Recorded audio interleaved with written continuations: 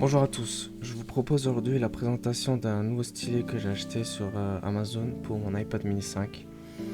Je voulais à la base prendre le pencil d'Apple, mais comme il est un peu cher et que je sais pas si j'allais me plaire au dessin digital, je me suis dit que c'était plutôt intéressant de m'orienter sur ce type de stylet.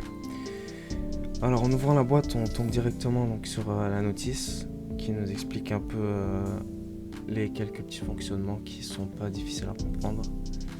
Tout ce qui est pour changer la mine, pour l'allumer, pour l'éteindre, pour le recharger, etc. On a ensuite la mine de rechange qui nous est fournie avec le stylet. Après on a le chargeur, donc USB vers USB-C pour recharger le stylet.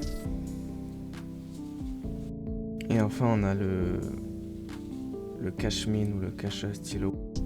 Et donc du coup pour terminer on aura le stylo à la fin qui sera ni trop léger pour pas que ça fasse type, ni trop lourd pour pas que ce soit désagréable lors de son utilisation, ce qui est déjà un bon point. Alors pour la recharger, il vous suffira donc de brancher sur une alimentation USB-C et le voyant rouge s'allumera tout simplement et sera vert une fois que la charge sera complète. L'autonomie indiquée sur le site est de 20 heures total et une charge complète dure 1h30. Le changement de mine donc se fera assez facilement, il vous suffit de dévisser, de visser tout simplement la nouvelle.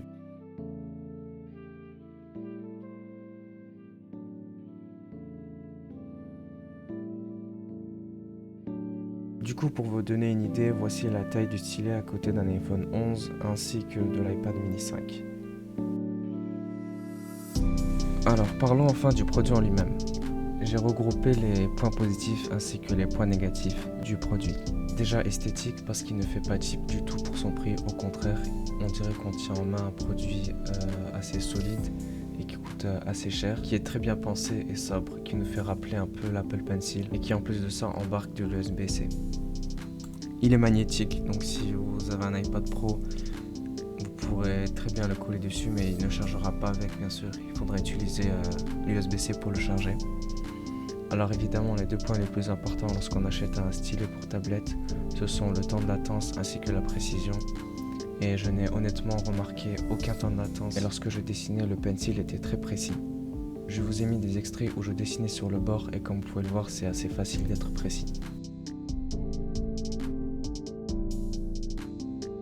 Alors concernant les points négatifs, on peut citer tout d'abord le fait qu'il n'ait pas de capteur d'inclinaison ni de capteur de pression, contrairement à l'Apple Pencil, ce qui est compréhensible pour un pencil à ce prix-là. Alors un autre point que je peux citer, c'est le fait aussi que mon stylet parfois n'était pas du tout reconnu, mais je pense que ce problème concernait uniquement mon produit, puisque je n'ai pas vu d'autres acheteurs se plaindre sur Amazon. Le bouton allumer-éteindre est très facilement atteignable, donc vous pouvez l'éteindre et l'allumer très facilement. Au final, ce produit sera très bien si vous voulez débuter dans le dessin, que vous voulez écrire, faire des croquis ou des plans. Si vous êtes un utilisateur lambda et non professionnel, il sera très pratique, surtout si vous ne voulez pas débourser une centaine d'euros pour dessiner ou écrire sur une tablette. Il fera très bien l'affaire malgré son petit prix. Ça vous permettra aussi de vous faire une idée sur le dessin digital et d'y vous plaire ou non. Au final, pour une trentaine d'euros, je vous recommande largement ce produit qui est assez sobre, assez solide et qui malgré l'absence de capteur d'inclinaison et de pression, fait très bien son job avec une superbe précision et un temps de latence quasiment inexistant. Voilà, la vidéo touche à sa fin, j'espère qu'elle vous aura plu. N'hésitez pas à liker et à vous abonner, ça me ferait énormément plaisir. Merci beaucoup et à la prochaine.